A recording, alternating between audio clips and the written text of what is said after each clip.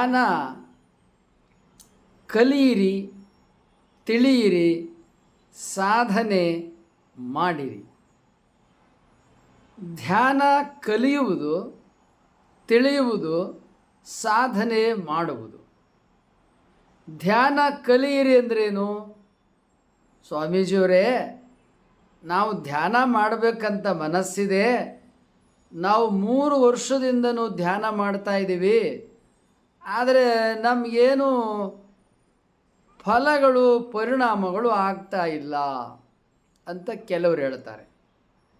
ಇನ್ನು ಕೆಲವರು ಹೇಳ್ತಾರೆ, ನಾವು ಧ್ಯಾನ ಮಾಡ್ತಾ ಇದ್ದೀವಿ, ಮನಸ್ಸು ಒಂದು ಕಡೆ ನಿಲ್ತಾ ಇಲ್ಲ ಅಂತ ಹೇಳ್ತಾರೆ. ಇನ್ನು ಕೆಲವರು ಹೇಳ್ತಾರೆ, ನಾವು ಧ್ಯಾನ ಮಾಡ್ತಾ ಇದ್ದೀವಿ, ಧ್ಯಾನ ಆಗ್ತಾ ಇಲ್ಲ. ಇಲ್ಲೆಲ್ಲ ಆಗ್ತಾ ಇಲ್ಲ, ಪರಿಣಾಮ ಸಿಗ್ತಾ ಇಲ್ಲ, ಮನಸ್ಸು ನಿಲ್ತಾ ಇಲ್ಲ. ಇವೆಲ್ಲ ಅನುಭವಗಳು. ಈಗ ಧ್ಯಾನದ ಗುರಿ, ನಾವು ಪ್ರಶ್ನೆಯನ್ನು ನಿಮಗೆ ಕೇಳ್ತೇವೆ. ಧ್ಯಾನ ಯಾಕೆ ಮಾಡ್ತೀರಾ? ಯಾಕೆ ಧ್ಯಾನ ಮಾಡ್ತೀರಾ? ಈ ಪ್ರಶ್ನೆ ಕೇಳಿದಾಗ, ಏನು ಸ್ವಾಮೀಜಿ ಧ್ಯಾನ ಯಾಕೆ ಮಾಡ್ತೀರಾ ಅಂದರೆ, ಹೌದು, ಈಗ ದಾರಿ ಹಿಡಿದು ಹೊರಟಿರ್ತೀರ. ಎಲ್ಲಿ ಹೊರಟಿರ್ತೀರಾ? ಯಾಕೆ ಹೊರಟಿರ್ತೀರಾ? ಒಂದು ಉದ್ದೇಶ ಇರುತ್ತಲ್ವಾ? ಏನೋ ಕಾಯಿಪಲ್ಯ ತರಕೋ, ಇಲ್ಲ ಆಫೀಸು ಕಚೇರಿಗೆ ಹೋಗೋಕ್ಕೋ, ಎಲ್ಲೋ ನಿಮ್ಮ ಅಪೇಕ್ಷೆ ಎಲ್ಲಿ ಇರ್ತದೆ ಆ ಕಾರಣಕ್ಕಾಗಿ ದಾರಿಯಲ್ಲಿ ನೀವು ಹೊರಟಿರ್ತೀರಿ. ಸ್ಕೂಟ್ರು, ಕಾರು, ಬಸ್ಸು, ನಡ್ಕೊಂಡು, ಟ್ರೈನು, ವಿಮಾನ, ಒಂದು ಗುರಿಯನ್ನು ತಲುಪುವ ಸಲುವಾಗಿ ನೀವು ಕ್ರಿಯೆಯನ್ನು ಆರಂಭ ಮಾಡಿರ್ತೀರಿ. ಹಾಗೆ ಧ್ಯಾನ ಕೂಡ ಯಾಕೆ ಮಾಡ್ತೀರಾ? ಅದು ಪ್ರಶ್ನೆ. ಇದು ಖಚಿತವಾದರೆ ಆಗ ಧ್ಯಾನ ಸಾಧ್ಯ ಆಗತ್ತೆ. ಧ್ಯಾನ ಯಾಕೆ ಮಾಡ್ತೇನೆ ಅನ್ನುವುದನ್ನು ನಿಮಗೆ ನೀವು ಪ್ರಶ್ನೆ ಹಾಕೋಬೇಕು.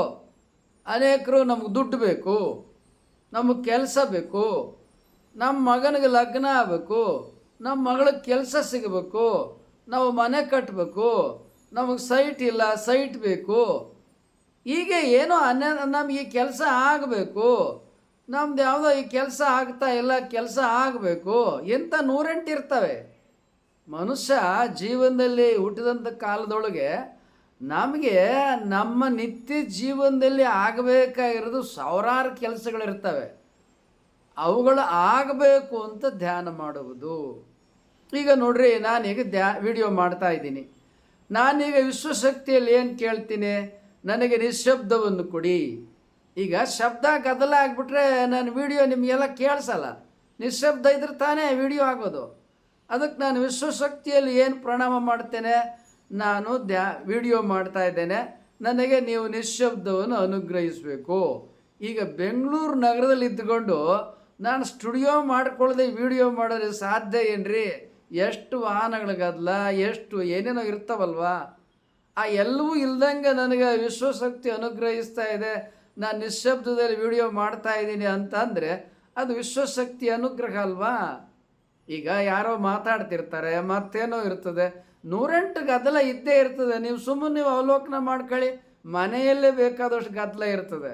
ಅಂಥದ್ರಲ್ಲಿ ನಿಶ್ಶಬ್ದವನ್ನು ಕರುಣಿಸ್ತಾ ಇರೋದು ಯಾವುದೋ? ವಿಶ್ವಶಕ್ತಿ. ಹಾಗೆ ನಮಗೆ ಏನಾದರೂ ಒಂದು ನಾವು ಮಾಡ್ತೀವಿ ಅಂತಂದಾಗ ವಿಶ್ವಶಕ್ತಿಯ ಅನುಗ್ರಹವನ್ನು ಪಡ್ಕೋಬೇಕು. ಈಗ ನಾನೇನು ಕೇಳ್ತಾ ಇದ್ದೇನೆ? ನಾನು ವಿಡಿಯೋ ಮಾಡಬೇಕಾದ್ರೆ ನನಗೆ ನಿಶ್ಶಬ್ದ ಬೇಕು. ಹಾಗೆ ಅಪೇಕ್ಷೆಗಳು, ಹಂಬಲಗಳು ಹಲವು ಇರ್ತವೆ. ಅವೆಲ್ಲವುಗಳನ್ನು ವಿಶ್ವಶಕ್ತಿ ನಮಗೆ ಅನುಗ್ರಹಿಸ್ತದೆ. ನಾವು ಪ್ರಾರ್ಥಿಸಬೇಕು, ಬೇಡಬೇಕು, ಬೇಡುವುದು ಗೊತ್ತಿರಬೇಕು. ಹೀಗೆ ಬೇಡಿದರೆ ಆ ವಿಶ್ವಶಕ್ತಿಯ ಜೊತೆಗೆ ನಮಗೆ ಕನೆಕ್ಟಿವಿಟಿ ಅಂದ್ರೇನು, ಸಂಪರ್ಕ ಏರ್ಪಡಬೇಕು. ಆಗ ಯಾವಾಗ ಬೇಕಾದರೂ ಕೂಡ ನೀವು ವಿಶ್ವಶಕ್ತಿಯ ಜೊತೆ ಸಂವಾದವನ್ನು ಮಾಡ್ಬೋದು. ಈಗ ನೋಡ್ರಿ, ಮಗು ಮತ್ತು ತಾಯಿ, ಮಗು ಮತ್ತು ತಂದೆ ತಾಯಿ ನೇರ ಸಂಪರ್ಕ ಇರುತ್ತಲ್ವಾ? ಮಗು ಯಾವಾಗ ಬೇಕಾದರೆ ಅವಾಗ ಅಪ್ಪ ಅವ್ವ ಅಂತ ಕರಿತದಲ್ವಾ? ತಾನು ಏನೇನು ಬೇಕು ಎಲ್ಲವನ್ನು ಮಗು ಅಪ್ಪ ಅವ್ವನಲ್ಲಿ ಕೇಳಿ ಪಡ್ಕೊಳ್ತದಲ್ವಾ? ಹಾಗೆ ವಿಶ್ವಶಕ್ತಿ ನಮ್ಮ ಅಪ್ಪ ಅವ್ವ. ನಮಗೇನು ಬೇಕು ನಾವೆಲ್ಲ ಮಕ್ಕಳುಗಳು. ಆ ವಿಶ್ವಶಕ್ತಿಯಲ್ಲಿ ನಾವು ಬೇಡಬೇಕು, ಅದಕ್ಕೆ ಅನ್ನಿಸ್ತದೆ ನಮಗೇನು ಬೇಕದು. ಹೀಗೆ ಧ್ಯಾನದಲ್ಲಿ 2 ರೀತಿಯ ಉದ್ದೇಶಗಳಿರ್ತದೆ. ಒಂದು ಲೌಕಿಕವಾದ ಫಲಾಪೇಕ್ಷೆಗಳನ್ನು ಇಟ್ಟುಕೊಂಡು ಧ್ಯಾನ ಮಾಡುವುದು ಒಂದು. ಇನ್ನೊಂದು ಯಾವುದೇ ಫಲಾಪೇಕ್ಷೆ ಇಲ್ಲದೆ ನಾನು ಜ್ಞಾನೋದಯವಾಗಬೇಕು, ನಾನು ಸಾಕ್ಷಾತ್ಕಾರ ಪಡ್ಕೋಬೇಕು, ನಾನು ಮುಕ್ತಿಯನ್ನು ಹೊಂದಬೇಕು, ಹೀಗೆ ಎಂಥ ಫಲಾಪೇಕ್ಷೆ ಇಲ್ಲದೆ ಇರುವ ಇನ್ನೊಂದು ಧ್ಯಾನ ಗುರಿ. ಧ್ಯಾನದಲ್ಲಿ ಒಂದು ಲೌಕಿಕವಾದ ಗುರಿಯನ್ನು ಇಟ್ಕೊಂಡು ಧ್ಯಾನ ಮಾಡೋದು, ಇನ್ನೊಂದು ಯಾವುದೇ ಲೌಕಿಕವಾದ ಅಪೇಕ್ಷೆಗಳಿಲ್ಲದೆ ಧ್ಯಾನಕ್ಕಾಗಿ ಪರಮಾತ್ಮನ ಸಲುವಾಗಿ ಜ್ಞಾನೋದಯಕ್ಕಾಗಿ ಧ್ಯಾನವನ್ನು ಮಾಡೋದು. ಇದರಲ್ಲಿ ನೀವು ಯಾವುದನ್ನು ಆಯ್ಕೆ ಮಾಡ್ಕೊಂಡು ಧ್ಯಾನ ಮಾಡ್ತೀರಿ ಅವುಗಳು ನಿಮಗೆ ಸಿಗ್ತದ, ಕೈ ವಶ ಆಗ್ತದೆ, ಅದರಲ್ಲೇನು ಅನುಮಾನ ಇಲ್ಲ. ಪರಮಾತ್ಮ ವಿಶ್ವಶಕ್ತಿ ಯಾರೊಬ್ಬರು ಸ್ವತ್ತೇನಲ್ಲ. ಈಗ ಆಕಾಶ ನೋಡೋಕೆ ನುಗ್ಲೇನ್ರಿ, ಏನಿಲ್ಲ, ಯಾರು ಬೇಕಾದ್ರೂ ಆಕಾಶ ನೋಡ್ಬೋದು, ಯಾರು ಬೇಕಾದರೂ ಸೂರ್ಯನ ನೋಡ್ಬೋದು. ಹಾಗೆ ನಾವೆಲ್ಲ ಪಂಚಮಹಾಭೂತಗಳಿಂದ ಬಂದಿದ್ದೀವಿ. ಆ ಪಂಚಮಹಾಭೂತಗಳ ಅನುಗ್ರಹವನ್ನು ನಾವು ಯಾರು ಬೇಕಾದ್ರೂ ಪಡ್ಕೋಬೋದು. ಏಕೆ? ಅವುಗಳ ಸಂತಾನ ನಾವು. ಆದ್ದರಿಂದ ಧ್ಯಾನ ಎಲ್ಲರಿಗೆ ಸಾಧ್ಯ ಇದೆ, ಆದರೆ ನಾವು ನಿತ್ಯ ಅದನ್ನು ಅಭ್ಯಾಸ ಮಾಡ್ತಾ ಇರಬೇಕು. ಅಭ್ಯಾಸ ಮಾಡ್ತಾ ಇದ್ದರೆ ನಮಗೆ ಅನುಭವ ಆಗ್ತಾ ಇದೆ. ಈಗ ಹಳ್ಳಿಯಲ್ಲಿ ಗಾದೆ ಇದೆ, ಉಗುಳ್ತಾ ರೋಗ, ಹಾಡ್ತಾ ರಾಗ. ಹಾಗೆ ಧ್ಯಾನ ಗೊತ್ತಿಲ್ಲ ಅಂತ ಗೊಣಕೊಳ್ಳೋದ್ರ ಬದಲು ಮಾಡಿರಿ, 2 ಗಂಟೆ ಧ್ಯಾನ ಮಾಡಿರಿ, ನಿರಂತರವಾಗಿ ಧ್ಯಾನ ಮುಂದುವರಿಸಿರಿ, ಆಗ ಧ್ಯಾನ ಬರುತ್ತದೆ. ಈಗ ಧ್ಯಾನ ಗೊತ್ತಾಗಲ್ಲಪ್ಪ, ಅನೇಕ ಮಹಾತ್ಮರ ವಚನಗಳಿದೆ, ಹಾಡುಗಳಿದೆ, ಅವನ್ನು ಹಾಡ್ಕೊಳ್ಳಿ. ಮನಸ್ಸು ತುಂಬಿ ಪರಮಾತ್ಮನನ್ನು ಹಾಡಲ್ಲಿ ಮನವೇ ಮನದುಂಬಿ ಹಾಡು. ನಮ್ಮ ಮನಸ್ಸಿನಲ್ಲಿ ಪರಮಾತ್ಮನನ್ನು ತುಂಬಿಕೊಂಡು ಹಾಡಬೇಕು, ಆಗ ತಾನೇ ಧ್ಯಾನ ಸಾಧ್ಯ ಆಗ್ತದೆ. ಮತ್ತು ಸಂವಾದ ಮಾಡ್ಬೇಕು, ಮಾತಾಡ್ಬೇಕು. ಈಗ ಮಗು ಅಪ್ಪ ಅವನ ಜೊತೆ ಮಾತಾಡ್ತದಲ್ವಾ, ಹಂಗೆ ಆ ವಿಶ್ವಶಕ್ತಿ ಜೊತೆ ಸಂವಾದ ಮಾಡಿರಿ. ಧ್ಯಾನ ಮಾಡುವಾಗ ನಿಮ್ಗೆ ಏನೇನು ಭಾವನೆಗಳು ಬರ್ತದೆ ಆ ಎಲ್ಲ ಭಾವನೆಗಳನ್ನು ನೀವು ಪರಮಾತ್ಮನ ಮುಂದೆ, ವಿಶ್ವಶಕ್ತಿ ಮುಂದೆ ಅಭಿವ್ಯಕ್ತ ಮಾಡಿರಿ. ಇಷ್ಟೇ. ಧ್ಯಾನ ಮಾಡಬೇಕಾದ್ರೆ ನೀವು ಇರುವ ಕೋಣೆಯಲ್ಲಿ ಒಬ್ಬರೇ ಇರಬೇಕು, ಏಕಾಂತ ಇರಬೇಕು, ನಿಶ್ಶಬ್ದ ಇರಬೇಕು. ನೀವು ಹೇಳಿದ್ದನ್ನು ಪರಮಾತ್ಮನಿಗೆ ಕೇಳುವ ಹಾಗೆ ನೀವು ಆ ರೀತಿಯಾಗಿ ಸಂವಾದ ಮಾಡುವ ಹಾಗೆ ಇರಬೇಕು. ನಿಮ್ಮ ಧ್ಯಾನಕ್ಕೆ ಭಂಗ ಬರಬಾರದು. ಧ್ಯಾನಕ್ಕೆ ಯಾವಾಗ ಭಂಗ ಬರ್ತದೆ ಅಂತೇಳಿದರೆ, ನೀವು ಮಾಡುವ ಧ್ಯಾನವನ್ನು ಇನ್ನೊಬ್ಬರು ನೋಡ್ತಾ ಕೂತ್ರೆ ಧ್ಯಾನ ಆಗೋದಿಲ್ಲ. ಧ್ಯಾನ ಯಾಕೆ ಆಗಲ್ಲ ಅಂದರೆ, ಇನ್ನೊಬ್ಬರು ನಿಮ್ಮನ್ನು ಗಮನಿಸ್ತಾ ಕೂತ್ರೆ ಏನಾಗ್ತದೆ, ಅವ್ರು ಗಮನಿಸ್ತಾ ಇದ್ದಾರೆ ಅಂತೇಳಿ ನಿಮ್ಮನ್ನು ಧ್ಯಾನ ಆಗಲ್ಲ. ಆದ್ದರಿಂದ ಧ್ಯಾನ ಮಾಡಬೇಕಾದ್ರೆ ನೀವೊಬ್ಬರೇ ಇರಬೇಕು. ಗುರುಗಳು ಧ್ಯಾನ ಮಾಡಬೇಕಾದ್ರೆ ಅನೇಕರೆಲ್ಲ ಹೌದು, ಗುರುಗಳು ಕಲಿಸ್ತಾರೆ, ಗುರುಗಳಿಗೆ ಧ್ಯಾನ ಗೊತ್ತು. ಯಾರು ಧ್ಯಾನ ಮಾಡೋಕ್ಕೆ ಬಂದಿರ್ತಾರೆ, ಶಿಷ್ಯರು, ಭಕ್ತರು, ಸಾಧಕರು, ಅವ್ರನ್ನೆಲ್ಲ ಕೂರಿಸ್ಕೊಂಡು ಧ್ಯಾನ ಮಾಡೋದು ಹೇಗೆ ಅಂತ ಹೇಳ್ಕೊಡ್ತಾರೆ. ಹಾಗೆ ಎಲ್ಲರೂ ಗುರುಗಳು ಹೇಳಿದ ರೀತಿಯಲ್ಲಿ ಎಲ್ಲರೂ ಆಜ್ಞಾಪಾಲನೆಯನ್ನು ಮಾಡಿಕೊಂಡು ಗುರುಗಳು ತಿಳಿಸಿದ ದಾರಿಯಲ್ಲಿ ಧ್ಯಾನವನ್ನು ಮಾಡ್ತಾರೆ. ಹೀಗಾಗಿ ಧ್ಯಾನವನ್ನು ಯಾರು ಬೇಕಾದರೂ ಮಾಡಬಹುದು. ಅವರು ವಿದ್ಯಾವಂತರಿರಲಿ, ಅವಿದ್ಯಾವಂತರಿರಲಿ, ಬಡವರಿರಲಿ, ಶ್ರೀಮಂತರಿರಲಿ, ಮಗು ಇರಲಿ, ದೊಡ್ಡವರಿರಲಿ, ಯಾರು ಬೇಕಾದರೂ ಧ್ಯಾನ ಮಾಡಬಹುದು. ಅದು ಮತ್ತೆ ಪ್ರಯತ್ನ ಮಾಡ್ತಾ ಹೋದರೆ ನಮಗೆ ಅದು ಧ್ಯಾನ ಏನು ಅಂತ ಅನುಭವ ಆಗ್ತಾ ಹೋಗ್ತದೆ. ಏನೂ ಗೊತ್ತಿಲ್ಲ ಅಂತ ಸುಮ್ಮನೆ ಕೊಡೋದ್ರ ಬದಲು, ವ್ಯರ್ಥ ಕಾಲಹರಣ ಮಾಡುವುದರ ಬದಲು ಕಣ್ಮುಚ್ಕೊಂಡು ಕೂತ್ಕೊಂಡು ಧ್ಯಾನ ಮಾಡ್ತಾ ಇರೋದು ಒಳ್ಳೆಯದು. ಧ್ಯಾನ ಮಾಡಬೇಕಾದ್ರೆ ಏನು ಮಾಡಬೇಕು? ಇದನ್ನು ಭ್ರೂಮಧ್ಯ ಆಜ್ಞಾಚಕ್ರ ಅಂತಾರೆ. ಇಲ್ಲಿ ಮನಸ್ಸನ್ನು ಕೇಂದ್ರೀಕರಣ ಮಾಡಬೇಕು. ಇಲ್ಲಿ ಮನಸ್ಸನ್ನು ಕೇಂದ್ರೀಕರಣ ಮಾಡಿಕೊಂಡು 2 ಕಣ್ಣುಗಳನ್ನು ಮುಚ್ಚಿಕೊಂಡು ನಾವು ಧ್ಯಾನವನ್ನು ಮುಂದುವರಿಸಬೇಕು. ಸ್ವಾಮೀಜಿ, ಧ್ಯಾನವನ್ನು ಮುಂದುವರಿಸಬೇಕಾದ್ರೆ ಏನಾದರೂ ಮಂತ್ರ ಹೇಳಬೇಕಾ? ನಿಮ್ಮ ಅಪೇಕ್ಷೆ ಇದ್ದರೆ ನಿಮಗೆ ಗೊತ್ತಿರೋ ಮಂತ್ರವನ್ನು ಹೇಳಿ. ಅಪೇಕ್ಷೆ ಇಲ್ಲ ಅಂದರೆ ಕಣ್ಣು ಮುಚ್ಚಿಕೊಂಡು ಮನಸ್ಸನ್ನಿಲ್ಲಿಡಿ ಧ್ಯಾನ ಮಾಡಿ. ಅಷ್ಟೇ ಅಲ್ಲ, ಈ ಧ್ಯಾನ ಮಾಡುವಾಗ ಉಸಿರಾಟ ನಡೀತಾ ಇರ್ತದೆ ಅಲ್ವಾ? ಈ ಉಸಿರಾಟದ ಕಡೆ ನಾವು ಪ್ರಾಣಾಯಾಮವನ್ನು, ಕೆಲವು ಅಭ್ಯಾಸಗಳನ್ನು ಮಾಡಬೇಕು. ಧ್ಯಾನ ಮಾಡಬೇಕಾದ್ರೆ ಅಂಥ ಅಭ್ಯಾಸವನ್ನು ಮಾಡಿದಾಗ ಹರಿದಾಡುವ ಮನಸ್ಸು ಇಲ್ಲಿ ನಿಲ್ತದೆ. ಹರಿದಾಡುವ ಮನಸ್ಸು ನಿಮ್ಮ ಮೂಗಿನ ತುದಿಯಲ್ಲಿ ಉಸಿರಾಟ ಮಾಡೋ ಸ್ಥಳದೊಳಗೆ ನಿಲ್ತದೆ. ಹರಿದಾಡೋ ಮನಸ್ಸು ನಿಶ್ಚಲ ಆಗ್ತದೆ. ಯಾಕೆ? ಪ್ರಾಣಾಯಾಮದ ಅಭ್ಯಾಸವನ್ನು ಮಾಡುವಾಗ.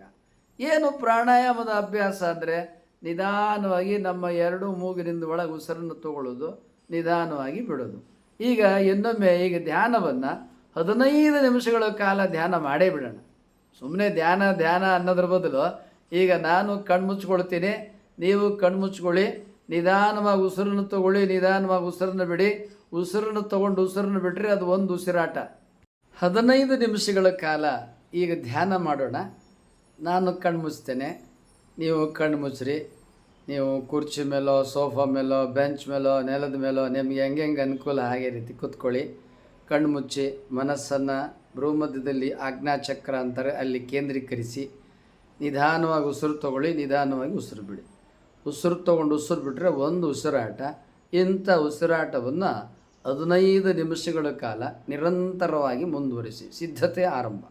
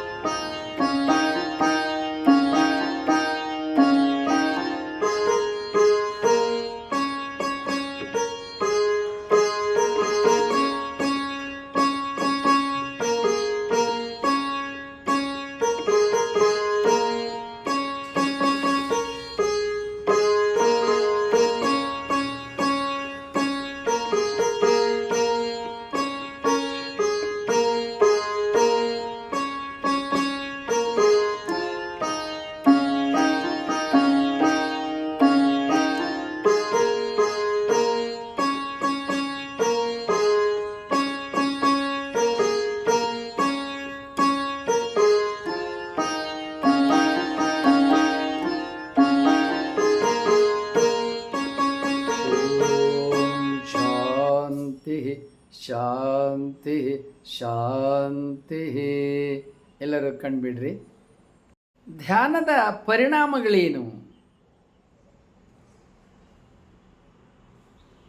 ನಿರಂತರವಾಗಿ ಕೇವಲ ಒಂದು ಸಲ ಧ್ಯಾನದಿಂದ ಅಲ್ಲ, ಆದರೂ ಒಂದು ಸಲ ಧ್ಯಾನದಿಂದಲೂ ಕೂಡ ನಮ್ಮಲ್ಲಿ ನಾವು ಎಷ್ಟೇ 15 ನಿಮಿಷ ಇರ್ಬೋದು, 30 ನಿಮಿಷ ಇರ್ಬೋದು, 5 ನಿಮಿಷ ಇರ್ಬೋದು, ನಾವು ಎಷ್ಟೇ ಧ್ಯಾನ ಮಾಡಲಿ ನಮ್ಮಲ್ಲಿ ಪಾಸಿಟಿವಿಟಿ ಹೆಚ್ಚಾಗ್ತದೆ, ಅಧಿಕ ಆಗ್ತದೆ. ಪಾಸಿಟಿವ್ ಥಿಂಕಿಂಗ್ ಅಧಿಕ ಆಗ್ತದೆ, ಆತ್ಮವಿಶ್ವಾಸ ಹೆಚ್ಚಾಗ್ತದೆ, ನಮ್ಮ ಬದುಕಿನಲ್ಲಿ ಸಮೃದ್ಧಿ ಮತ್ತು ಅಭಿವೃದ್ಧಿ ಅಧಿಕ ಆಗ್ತದೆ. ಮತ್ತು ಏಳಿಗೆ ಅಂತಾರಲ್ಲ, ಶ್ರೇಯಸ್ ಅಂತಾರಲ್ಲ, ಅದು ನಮ್ಮ ಜೀವನವನ್ನು ತುಂಬಿಕೊಳ್ಳುತ್ತದೆ.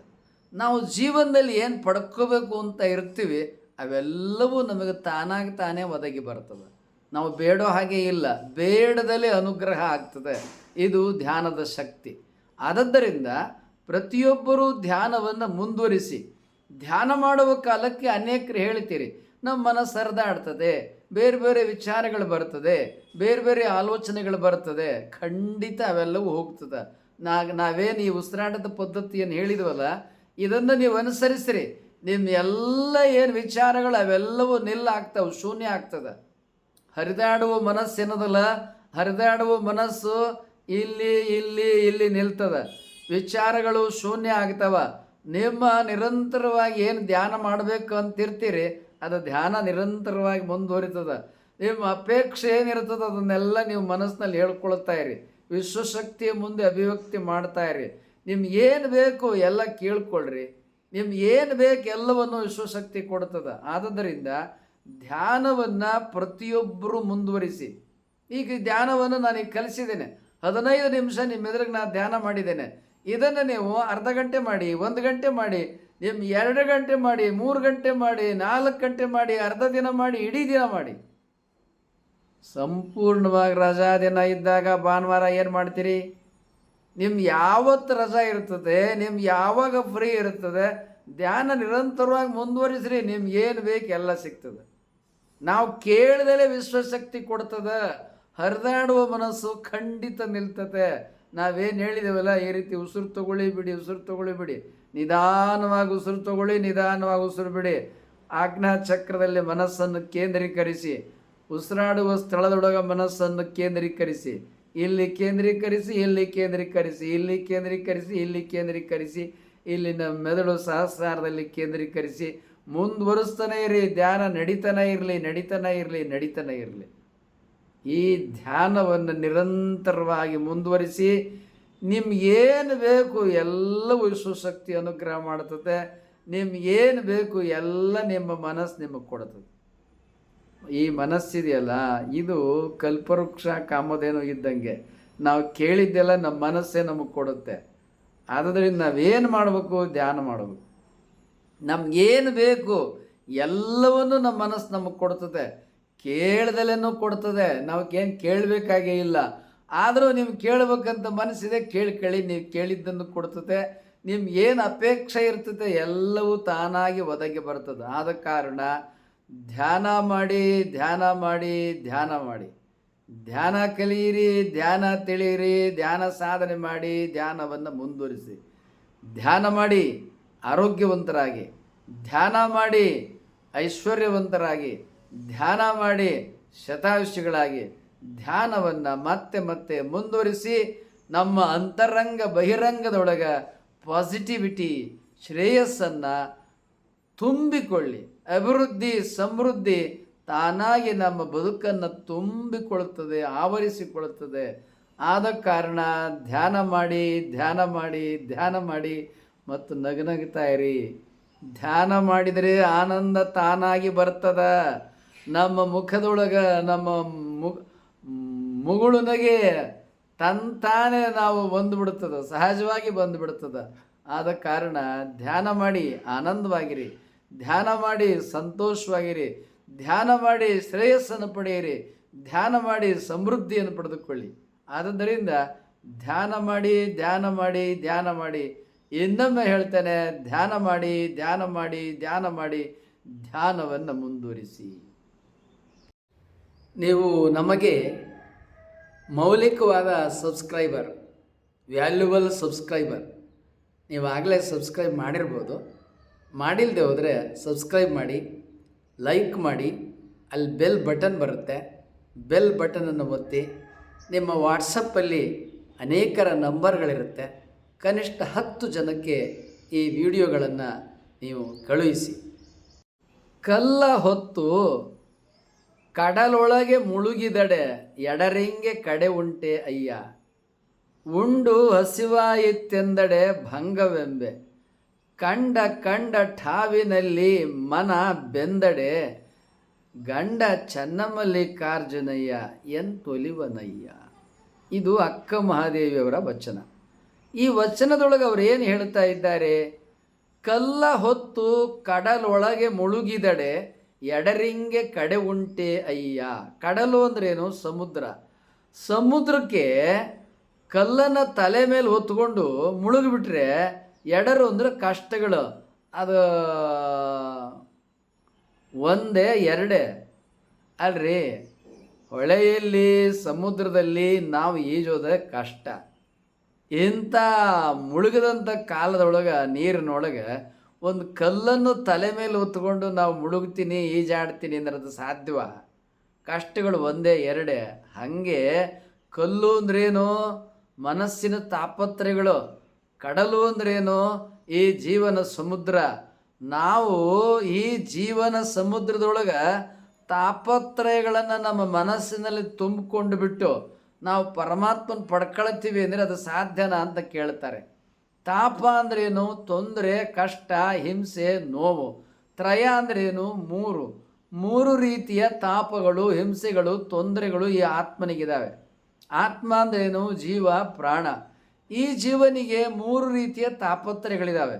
ಯಾವುದು 3 ರೀತಿಯ ತಾಪತ್ರಯಗಳು ಅಂತ ಹೇಳಿದರೆ ಅದನ್ನು ವಿಶ್ವ, ತೈಜಸ್, ಪ್ರಾಜ್ಞ ಅಂತ 3 ರೀತಿಯಲ್ಲಿ ಕರೀತಾರೆ. ಏನದು? ವಿಶ್ವಶಕ್ತಿ. ತೈಜಸ್ ಅಂದ್ರೇನು? ವಿಶ್ವ, ತೈಜಸ್, ಪ್ರಾಜ್ಞ ಅಂತ. ತೈಜಸ್ ಅಂದ್ರೇನು? ವಿಶ್ವದಿಂದ ಹೊರಹೊಮ್ಮಿದ ಈ ಜಗತ್ತು. ಅಜೀವಾತ್ಮ ಅಂದ್ರೇನು? ಆತ್ಮ, ಈ ಜಗತ್ತು ಮತ್ತು ಆತ್ಮನನ್ನು ಸೃಷ್ಟಿಸಿದ ಪರಮಾತ್ಮ. ಇವುಗಳು ತ್ರಿವಿಧ. ಈ ತ್ರಿವಿಧಗಳೇನಿದಾವಲ್ಲ ಇವುಗಳಿಂದ ನಮಗೆ ತೊಂದರೆಗಳು ಬರ್ತದೆ. ಏನು ತೊಂದರೆಗಳು ಎಂಬುದಾಗಿ ಹೇಳಿದರೆ ನಮ್ಮ ಶರೀರ 3 ಪ್ರಕಾರವಾಗಿದೆ. ಯಾವುದು ಮೂಲ ಪ್ರಕಾರ? ಇದನ್ನು ಸೈನ್ಸ್ ಹೇಳ್ತದೆ ರುಂಡಮುಂಡ ಕೈಕಾಲು ಅಂತ. ಕೇವಲ ರುಂಡಮುಂಡ ಕೈಕಾಲು ಅದು ಬರೀ ಸ್ಥೂಲ ಶರೀರ. ಯೋಗ, ಧ್ಯಾನ, ಆಧ್ಯಾತ್ಮವಿದ್ಯೆ ಹೇಳ್ತದೆ ಸ್ಥೂಲ ಶರೀರ, ಸೂಕ್ಷ್ಮ ಶರೀರ, ಕಾರಣ ಶರೀರ ಅಂತ.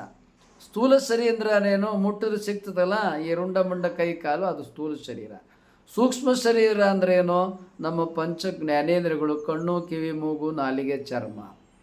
ಕಾರಣ ಶರೀರ ಅಂದ್ರೇನು? ಮನಚಿತ್ತ ಬುದ್ಧಿ ಮತ್ತು ಜೀವಾತ್ಮ, ಅಹಂಕಾರ, ಇಂಡಿವಿಜುವಲ್ ಸೆಲ್ಫ್, ಇಂಡಿವಿಜುವಲ್ ಕಾನ್ಷಿಯಸ್ನೆಸ್. ಈ 3ಕ್ಕೂ ಬೇರೆ ಬೇರೆ ತೊಂದರೆಗಳಿರ್ತಾವೆ. ಈ 3ಕ್ಕೂ ತೊಂದರೆಗಳು ಎಲ್ಲಿಂದ ಬರ್ತದೆ? ಒಂದು, ನಾವು ದೇಹ ಪಡೆದುಕೊಂಡಿರುವ ಕಾರಣವಾಗಿ ಹಸಿವು, ತೃಷೆ, ರೋಗ ಇವೆಲ್ಲ ಬರ್ತಾವೆ. ಈಗ ಧ್ಯಾನ ಮಾಡಿರಿ ಅಂದ್ರೆ ನನಗೆ ಬೆನ್ನು ನೋಯಿಸ್ತದೆ, ನನಗೆ ಕೂತ್ಕೊಳ್ಳೋಕೆ ಕಾಲು ನೋಯಿಸ್ತದೆ, ನನಗೆ ತಲೆ ನೋಯಿಸ್ತದೆ, ನನಗೆ ಮಂಡಿ ನೋಯಿಸ್ತದೆ, ಹೀಗೆ 108 ಕೈ ನೋಯಿಸ್ತದೆ, ನನಗೆ ಕೂತ್ಕೊಳ್ಳೋಕ್ಕಾಗಲ್ಲ, ನನಗೆ ನೆಲದ ಮೇಲೆ ಕೂಡೋಕ್ಕಾಗಲ್ಲ, ಮಂಚದ ಮೇಲೆ ಕೂತ್ಕೊಳ್ಳೋಕ್ಕಾಗಲ್ಲ, ನಾನು ಮಲ್ಕೋತೀನಿ. ಹೀಗೆ ಇದು ಶರೀರದ ತೊಂದರೆಗಳು. ಮತ್ತೊಂದು, ಈಗ ನನ್ನೊಂದು ಸೂಕ್ಷ್ಮ ಶರೀರ, ಈ ಕಣ್ಣು, ನನ್ನ ಕಣ್ಣು ನೋಯಿಸ್ತಾ ಇದೆ, ನನ್ನ ಕಿವಿ ನೋಯಿಸ್ತಾ ಇದೆ, ನನ್ನ ಬಾಯಿ ನಾಲಿಗೆ ತೊಂದರೆಯಾಗಿದೆ, ಬಾಯಲ್ಲಿ ಹುಣ್ಣಾಗಿದೆ, ಹಿಂಗೆ ಏನೇನೋ ಪಂಚೇಂದ್ರಿಯಗಳ ಜ್ಞಾನೇಂದ್ರಿಯಗಳಿಗೆ ತೊಂದರೆಗಳು. ಇದು ಸೂಕ್ಷ್ಮ ಶರೀರ. ಕಾರಣ ಶರೀರ, ಮನಚಿತ್ತ ಬುದ್ಧಿ ಅಹಂಕಾರ. ಈಗ ಮನಸ್ಸು ಧ್ಯಾನ ಮಾಡೋದು ಅದು ಹರಿದಾಡ್ತದೆ, ಚಿತ್ತ ಅದು ಏನೇನೋ ಆಗ್ತದೆ, ಭಾವ ಏನೇನೋ ಕಲ್ಪನೆ ಮಾಡ್ಕೊಳ್ತದೆ. ಹೀಗೆ ಇವೆಲ್ಲ ಏನಿದಾವಲ್ಲ ಈ 3 ರೀತಿಯ ತೊಂದರೆಗಳಿರ್ತಾವೆ. ಈ 3 ರೀತಿಯ ತೊಂದರೆಗಳು ಇಟ್ಕೊಂಡು ನಾವು ಧ್ಯಾನ ಮಾಡ್ತೀವಿ ಅಂತಂದ್ರೆ ಸಾಧ್ಯವೇ ಅಂತ ಆತ್ಮದೇವ್ ಪ್ರಶ್ನೆ ಮಾಡ್ತಾರೆ. ಈ 3 ರೀತಿಯ ತೊಂದರೆಗಳೇನಿದಾವಲ್ಲ ಅದನ್ನು ನಾವು ನಿವಾರಣೆ ಮಾಡ್ಕೊಳ್ಬೇಕು. ಅದಕ್ಕೆ ಅವ್ರು ಹೇಳ್ತಾರೆ, ಒಂದು ದೃಷ್ಟಾಂತ ಉಪಮೆಯನ್ನು ಕೊಟ್ಟು ಹೇಳ್ತಾರೆ. ಕಲ್ಲ ಹೊತ್ತು ಕಡಲೊಳಗೆ ಮುಳುಗಿದಡೆ ಎಡರಿಂಗೆ ಕಡೆ ಉಂಟೆ ಅಯ್ಯ ಅಂತೇಳಿ.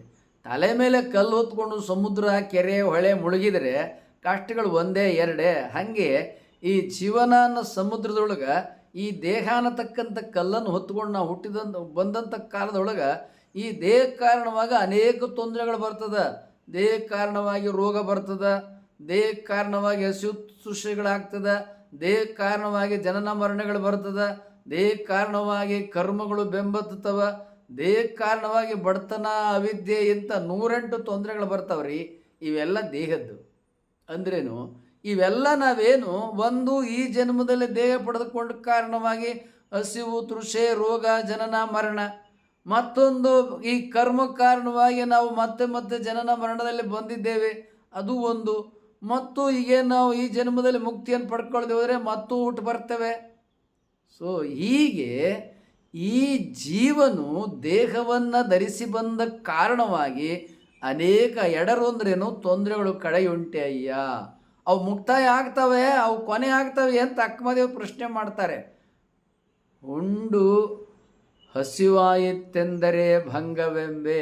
ಹಸುವಾದಾಗ ಊಟ ಮಾಡ್ತೀವಿ, ಊಟ ಮಾಡಿದರೂ ಹಸುವಾಯಿತು ಅಂದ್ರೆ ಏನು ಹೇಳ್ಬೇಕು? ಭಕ್ತಿ ಮಾಡಿಯೂ ನಿನಗೆ ಪರಮಾತ್ಮನ ಪಡ್ಕೊಳ್ಳೋಕ್ಕಾಗಲ್ಲ ಅಂದ್ರೆ ಅದಿನ್ನೆಂಥ ಭಕ್ತಿ ನಿಂದು ಅಂತಾರೆ ಅಕ್ಕಮಹಾದೇವಿಯವರು.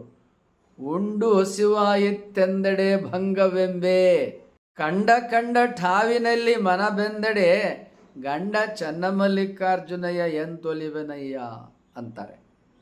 ಈಗ ಭಕ್ತಿ ಮಾಡಿಯೂ ನಾವು ಧ್ಯಾನ ಮಾಡಿಯೂ ನಮಗೆ ಧ್ಯಾನ ಆಗಲಿಲ್ಲ ಅಂದರೆ ಏನು ಹೇಳ್ಬೇಕು? ಧ್ಯಾನ ಕಲಿಬೇಕಂತ ಹೇಳ್ಬೇಕು, ಗುರುಗಳು ಮಾರ್ಗದರ್ಶನ ತಗೊಳ್ಳಿ ಅಂತ ಹೇಳಬೇಕು. ಪ್ರತ್ಯಕ್ಷವಾಗಿ ಗುರುಗಳನ್ನು ಭೇಟಿ ಮಾಡಿ ಧ್ಯಾನವನ್ನು ಪಡ್ಕೊಳ್ಳಿ, ಕಲ್ತ್ಕೊಳ್ಳಿ ಅಂತ ಮೊದಲನೇದು. ಇನ್ನು ಮುಂದೆ ಕಂಡ ಠಾವಿನಲ್ಲಿ ಮನ ಬೆಂದಡೆ, ಮನಸ್ಸು ಕಂಡದ್ದೆಲ್ಲ ಬೇಕಂತದ. ಇದು ಕಂಡದ್ದೆಲ್ಲ ಸಿಗ್ತತೇನ್ರಿ? ಸಿಗಲ್ಲ. ಕಂಡದ್ದನ್ನೆಲ್ಲ ಬಯಸಲೂಬಾರ್ದು, ಕಂಡದ್ದೆಲ್ಲ ಸಿಗೋದು ಇಲ್ಲ. ಈಗ ಬೆಂಗಳೂರಿನಲ್ಲಿ ನನಗೆ 15 ಎಕರೆ ಜಮೀನು ಬೇಕು ಅಂದ್ರೆ ಸಾಧ್ಯ ಏನ್ರಿ? 30-40 ಸೈಟೇ ಸಿಗಲ್ಲ, ಇನ್ನು 15 ಎಕರೆ ಜಮೀನು ಸಿಗ್ತದ? ಸಿಗೋದಿಲ್ಲ. ಅಂದ್ರೇನು? ಹೀಗೆ ಮನ ಬಯಸದ್ದೆಲ್ಲ ಬೇಕಂತ ಬಯಸಿರೋದು ಸಿಗೋದಿಲ್ಲ. ನಮ್ಮ ಯೋಗ್ಯತೆ ಎಷ್ಟಿರ್ತದೆ ಅಷ್ಟು ಸಿಗ್ತದೆ ಅಲ್ವಾ? ಈಗ ನಮ್ಮ ಬೊಗಸೆಯನ್ನು ಕೆರೆ ನೀರಿಗೆ ಒಡ್ಡಿದ್ರೆ ನಮ್ಮ ಬೊಗಸೆಯಲ್ಲಿ ಎಷ್ಟು ನೀರು ತುಂಬ್ಕೋಬೋದು ಅಲ್ವಾ? ಅಷ್ಟು. ಹಾಗೆ ನಮಗೆ ಜೀವನದಲ್ಲಿ ಎಷ್ಟು ಸಿಗಬೇಕು ಅಷ್ಟೇ ಸಿಗ್ತದೆ, ಭಾಳ ಸಿಗೋದಿಲ್ಲ. ಪಡ್ಕೋಬೇಕಾದ್ರೂ ಕೂಡ ಒಂದು ಯೋಗ್ಯತೆ ಬೇಕಲ್ವಾ? ನಮ್ಮ ಯೋಗ್ಯತೆ ಎಷ್ಟಿರ್ತದೆ ಅಷ್ಟು ಸಿಗ್ತದೆ. ಯೋಗ್ಯತೆ ಬಹಳ ಇದ್ದರೆ ಬಹಳ ಸಿಗ್ತದೆ, ಯೋಗ್ಯತೆ ಕಡಿಮೆ ಇದ್ದರೆ ಕಡಿಮೆ ಸಿಗ್ತದೆ. ಯೋಗ್ಯತೆ ಅಂದರೆ ಏನು? ನಾವು ಧ್ಯಾನ ಮಾಡಬೇಕು, ಧ್ಯಾನ ಮಾಡಿ ಪಡ್ಕೋಬೇಕು. ಧ್ಯಾನ ಮಾಡಿದರೆ ಏನು ಬೇಕಾದ್ರೂ ಪಡ್ಕೋಬೋದು, ಎಷ್ಟು ಬೇಕಾದ್ರೂ ಪಡ್ಕೋಬೋದು. ಆದರೆ ಧ್ಯಾನ ಮಾಡೋಕ್ಕೆ ದೃಢವಾದ ಮನಸ್ಸಿರಬೇಕು, ಗಟ್ಟಿಯಾದ ಮನಸ್ಸಿರಬೇಕು. ನಿರಂತರವಾಗಿ ಧ್ಯಾನವನ್ನು ಮುಂದುವರಿಸಬೇಕು. ನಿರಂತರವಾಗಿ ನಾವು ಧ್ಯಾನವನ್ನು ತಪಸ್ಸಿನ ರೀತಿಯಲ್ಲಿ ಮುಂದುವರಿಸಿದರೆ ಏನು ಬೇಕಾದರೂ ಎಷ್ಟು ಬೇಕಾದ್ರೂ ಜೀವನದಲ್ಲಿ ಪಡ್ಕೋಬೋದು. ಅಂಥ ಧ್ಯಾನವನ್ನು ಮುಂದುವರಿಸೋದ್ರಿಂದ 15 ವರ್ಷ ಮುಖ್ಯಮಂತ್ರಿಯಾಗಿ ಗುಜರಾತ್ನಲ್ಲಿ, 15 ವರ್ಷ ಪ್ರಧಾನಮಂತ್ರಿಯಾಗಿ ಭಾರತದಲ್ಲಿ ಮುಂದುವರೆದಿದ್ದಾರೆ ಮೋದಿಯವರು. ಅದು ಎಲ್ಲಿಂದ ಸಾಧ್ಯ? ಧ್ಯಾನ, ಯೋಗ. ಆದ್ದರಿಂದ ಅಸಾಧ್ಯ ನಮ್ಮ ಜೀವನದೊಳಗೆ ಯಾವುದೂ ಇಲ್ಲ. ಧ್ಯಾನ ಮಾಡಿದರೆ ವಿಶ್ವಶಕ್ತಿ ನಾವೇನು ಕೇಳಿದರೂ ಕೇಳದೇ ಇದ್ದರೂ ಕೊಡ್ತದೆ. ಒಂದೇ ಅರ್ಹತೆಯನ್ನು, ಯೋಗ್ಯತೆಯನ್ನು ನಾವು ಪಡ್ಕೋಬೇಕು. ಅರ್ಹತೆ, ಯೋಗ್ಯತೆಯನ್ನು ಪಡ್ಕೋಬೇಕಾದ್ರೆ ಮತ್ತೆ ಮತ್ತೆ ನಾವು ಧ್ಯಾನವನ್ನು ಮುಂದುವರಿಸಬೇಕು. ಆದ ಕಾರಣ ಎಲ್ಲರಿಗೆ ತಿಳಿ ಹೇಳ್ತಾ ಇದ್ದೇವೆ, ಧ್ಯಾನ ಮಾಡಿ. ಬರದೇ ಹೋಗಲಿ, ಮೊದಲು ಧ್ಯಾನ ಆರಂಭ ಮಾಡಿರಿ. ಧ್ಯಾನ ಬರಲ್ಲ ಅಂತ ಕೂತ್ಕೋಬೇಡ್ರಿ. ಧ್ಯಾನ ಮಾಡಿರಿ. 5 ನಿಮಿಷ ಮಾಡಿರಿ, 10 ನಿಮಿಷ ಮಾಡಿ, ಅರ್ಧ ಗಂಟೆ ಮಾಡಿ, 1 ಗಂಟೆ ಮಾಡಿ, 2 ಗಂಟೆ ಮಾಡಿ, 3 ಗಂಟೆ ಮಾಡಿ, ಅರ್ಧ ದಿನ ಮಾಡಿ, ಇಡೀ ದಿನ ಮಾಡಿ. ಧ್ಯಾನ ಮಾಡಿ ಆರೋಗ್ಯವನ್ನು ಪಡ್ಕೊಳ್ಳಿ. ಧ್ಯಾನ ಮಾಡಿ ಶತಾಯುಷ್ಯವನ್ನು ಪಡೀರಿ. ಧ್ಯಾನ ಮಾಡಿ ಐಶ್ವರ್ಯವನ್ನು ಪಡೆಯಿರಿ. ಧ್ಯಾನ ಕಲಿಯಿರಿ, ಧ್ಯಾನ ತಿಳಿಯಿರಿ, ಧ್ಯಾನ ಮುಂದುವರಿಸಿ. ನೀವು ನಮಗೆ ಮೌಲಿಕವಾದ ಸಬ್ಸ್ಕ್ರೈಬರ್, ವ್ಯಾಲ್ಯುಬಲ್ ಸಬ್ಸ್ಕ್ರೈಬರ್. ಇದುವರೆಗೆ ನೀವು ಸಬ್ಸ್ಕ್ರೈಬ್ ಮಾಡದೆ ಹೋಗಿದ್ದರೆ ಸಬ್ಸ್ಕ್ರೈಬ್ ಬಟನ್ ಒತ್ತಿ, ಅಲ್ಲಿ ಬೆಲ್ ಕಾಣುತ್ತೆ, ಬೆಲ್ ಬಟನನ್ನು ಒತ್ತಿ. ನಿಮ್ಮ ವಾಟ್ಸಪ್ಪಲ್ಲಿ ಅನೇಕರ ನಂಬರ್ಗಳಿರುತ್ತೆ, ಅವರಿಗೆಲ್ಲ ಶೇರ್ ಮಾಡಿ. ನೀವು ಈ ವಿಡಿಯೋಗೆ ಲೈಕ್ ಮಾಡಿ.